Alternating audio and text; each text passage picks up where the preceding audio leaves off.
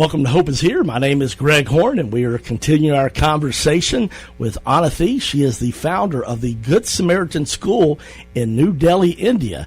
And with the cool weather that we're having, maybe that might be a place you want to go do a mission trip, and we're going to give you an opportunity to find out more about that. The Good Samaritan School, if you want to find out about it, to make it simple online, just go to FOTGS.com.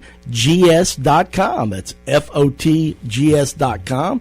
We found out yesterday about how Anathi came to faith. She actually heard Billy Graham speak in India. I'm a little jealous because I'd never had the privilege of doing that. Mine was only on TV, so but I say that just kidding, tongue-in-cheek, but she got to hear him and accepted Jesus at 13 and then told about how she got this school started. So if you missed that, I want to encourage you to go catch our podcast. You can find those on our website, all the programs we've done since we started this radio ministry on December 4th of 2017. Our website is simply hopeishere.today. That is hopeishere.today. Well, Anathi, so you've realized that you don't want to make these children beggars. You get a little frustrated, a little angry, which I'm glad to hear that you didn't get struck by lightning, because I've gotten angry too and thinking God won't love me anymore, and I'm so thankful for God's grace. But you did start praying, asking God what could you do, because you didn't want to make these children beggars. That's 40% were living in poverty, and so you shared about how you decided you would educate them. So then you wind up having so many mothers bringing their children that you ran out of room in your house and you started in your garage. Is that correct? And yes. Kind of take us from there and tell us what happened next, please. Yes. I started in my garage and children came just like that, and I couldn't stop them. I felt bad for them. I was sad about their situation, especially one day one little boy didn't come and he was studying very well, and that day when he came, he forgot everything that he had learned. So I stopped him when all the children had left, and I stopped his sister also, and I asked the sister why he has forgotten what I had taught him. Then the sister just pulled up his pants, and there were red marks around his legs.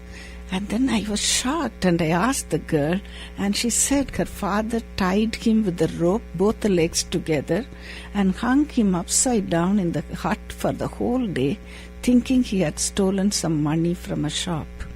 So that broke my heart. And I told the Lord, I will not leave them. I will never leave them. I will walk with you. And God said, don't be discouraged. Don't be disheartened.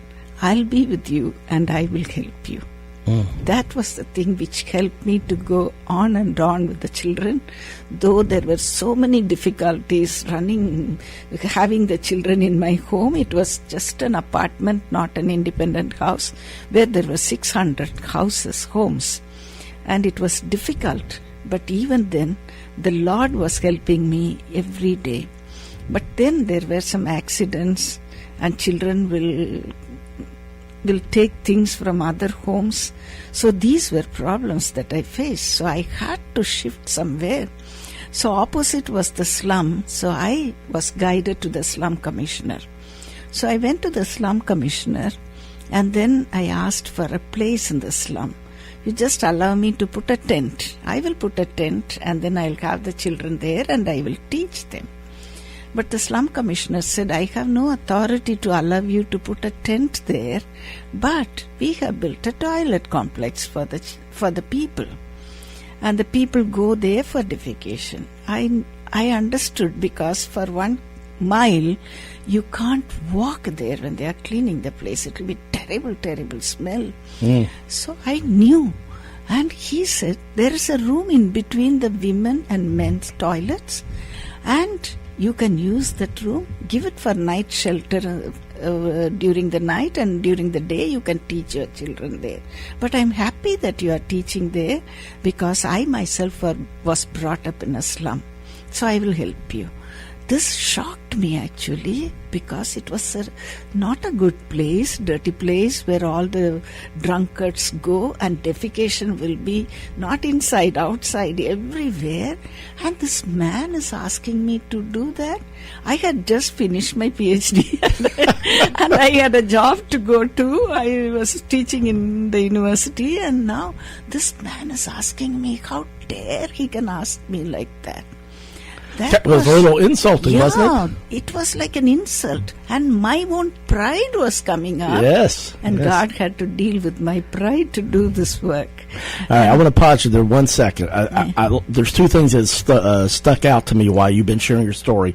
One, even though you were trying to do the Lord's work at the beginning, you wound up having some children that, just because they came from such poverty, taking some things you said in some houses in your neighborhood. So I want to share to people, sometimes they think when, I'm following God and I'm doing what he's asked me to do and I'm being obedient, it doesn't always mean it's going to be easy, does it? No, never.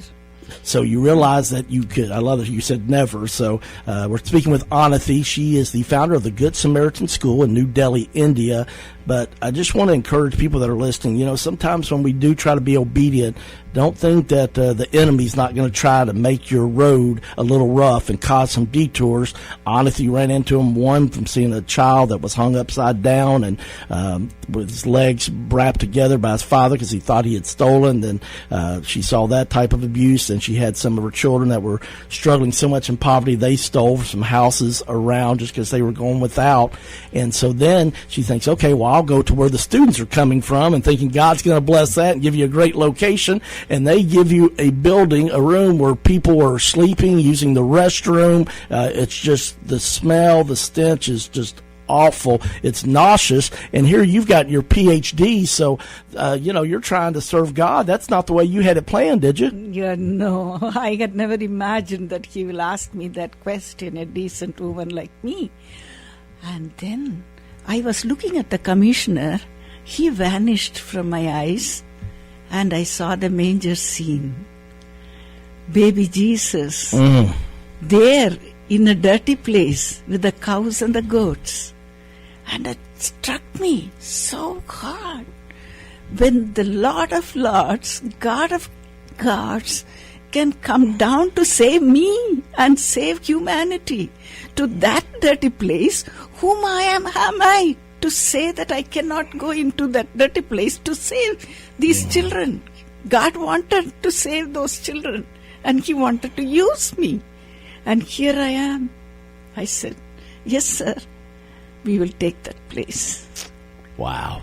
So she met with the slum commissioner who was in charge of this area, and so this is the place she started. And I just know that somebody's listening right now, and you're complaining because you're wanting to do some ministry, and the right resources, in your opinion, haven't came through. But Anathi's saying that, the Lord, even though she got her PhD, she's Dr. Anathi, yet she started in such simple beginnings. But that's where the King of Kings, our Lord and Savior Jesus Christ, was born in a manger with the same stench and things. And I remember when I decided to go in full-time ministry at the age of 38, Anathi, that the salary they offered me was less than my first job out of school 14 years earlier.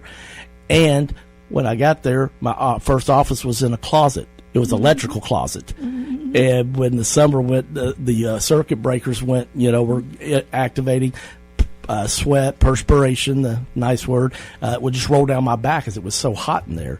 But I was so thankful for what the Lord had done, taking a guy like me to use in ministry at 38, that I didn't mind it at all. And so sometimes, as you said, man, I have to be humble because I have a lot of pride. I struggle with pride, and I don't have a PhD, but you're a brilliant woman, but you were willing to go and just really, really run down area and take care of what the Bible says, the least of these. So you decided, you accepted what the slum commissioner did, and so what happened next?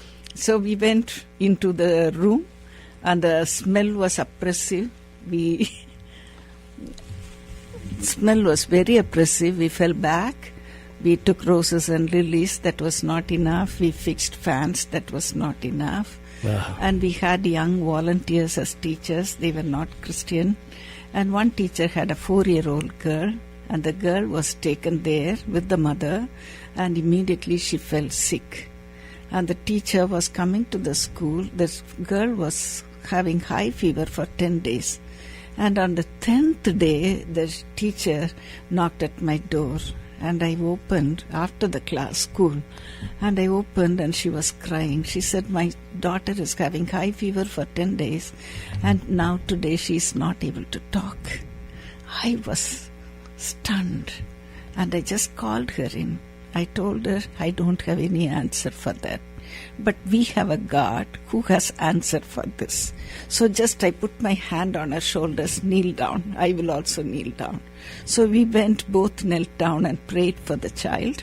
And then I asked her to take the child to the pediatrician I knew. So after half an hour, the pediatrician called me. Ma'am, you sent a girl to me that she's not talking.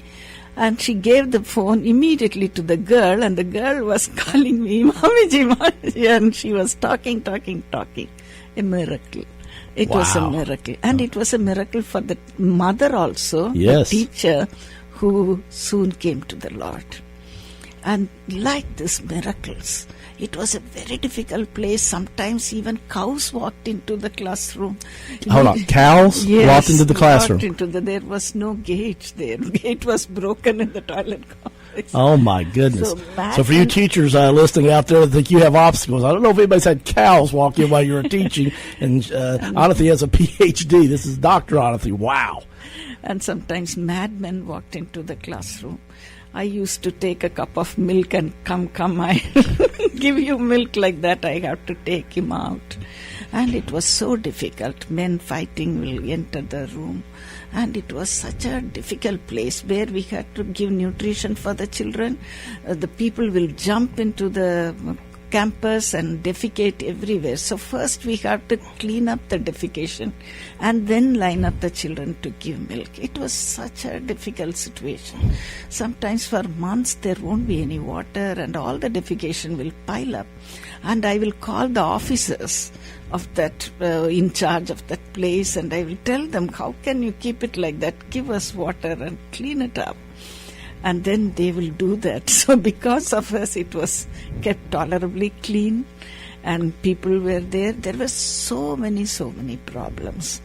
But anyway, the Lord kept us there. The Lord kept us. So this goes on for several months, a year. How long a period? It went on for 14 years. How many? 14 years. 14? Yes. Wow. And we had 600 children coming into 600 children, 14 years. 2 shifts. In 2 shifts. Oh my goodness! How did you keep your faith during this time? I thought you said 4, but you said 14. So talk to me. How did you keep your faith during this time? Every day I will go in the morning. Sometimes there won't be anyone to clean the complex for our classroom. So I used to go at 6 o'clock before anyone comes and clean up the whole thing and come back to my house. And then the teachers will come at 7:30, and at that time it will be clean. So I used to do everything at that time because I was the only administrative staff, and I used to do everything.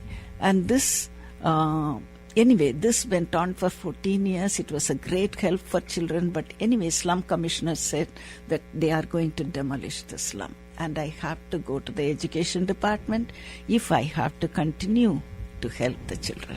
All right. I hate to stop you, but, man, this is going to be good. I don't want to have to cut you off. All right. So up to 600 students and 14 years of having to clean up people using the restroom and just awful stench. I mean, you're talking about a person of faith, and yet God is wanting to do even bigger things through the Good Samaritan School. So I'm hoping that you're going to tune in tomorrow with us, and we're going to find out more about the Good Samaritan School on Hope is Here. CMI is your full-service human resources provider in Central Kentucky. For 15 years, CMI Human Resources has taken great pride in helping organizations and people work. Whether it's employee handbooks or help in filling a position, no job is too large or too small for CMI. Contact the professionals today at CMI Human Resources, 859-296-2800, or online at cmiconsulting.com.